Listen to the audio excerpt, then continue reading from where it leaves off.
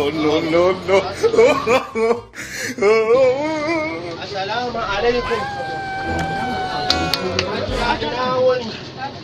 Ya aiki. Masha Allah. Akwai abinci? Da me kike da shi?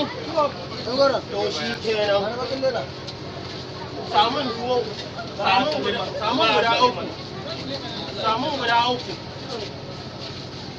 Ka shigo kana kaya kin ba take ci akwai mai samun mai wannan mutanen mallan kana damuna ruwa kake ci ne ku Hausawa kuna da renin wayo kado akwai matsala shi duk inda ya gama fulatan ya rena shi ikon Allah kaga yanda ake ko kana zagin mallam Bahaushe a jago kudin ki musamman platinum mutum akwai ba ruwa ne kuma ba akwai san rashin zaman lafiya waye mugayen ba ku ba sai an jima mu ne komai Najeriya duk abin ku wallahi tun ga bakin yawun ka ne ya sari dan numfashi da ranar malam masha Allah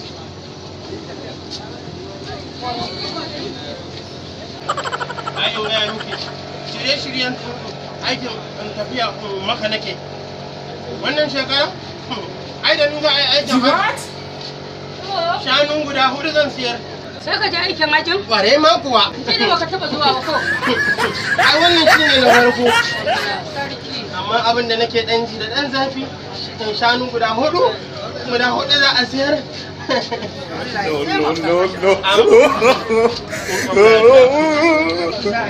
In Allah ya da aikin hajjin mata so, ai da mu za a yi.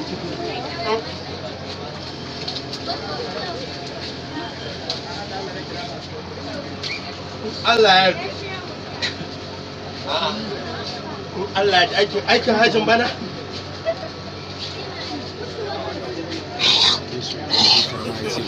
No.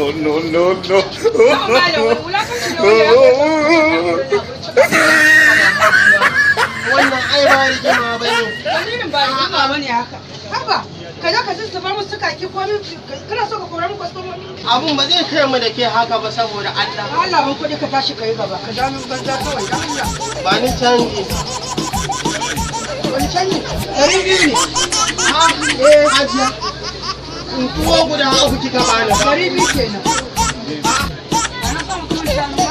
Hajiya hada man shanun biya ake.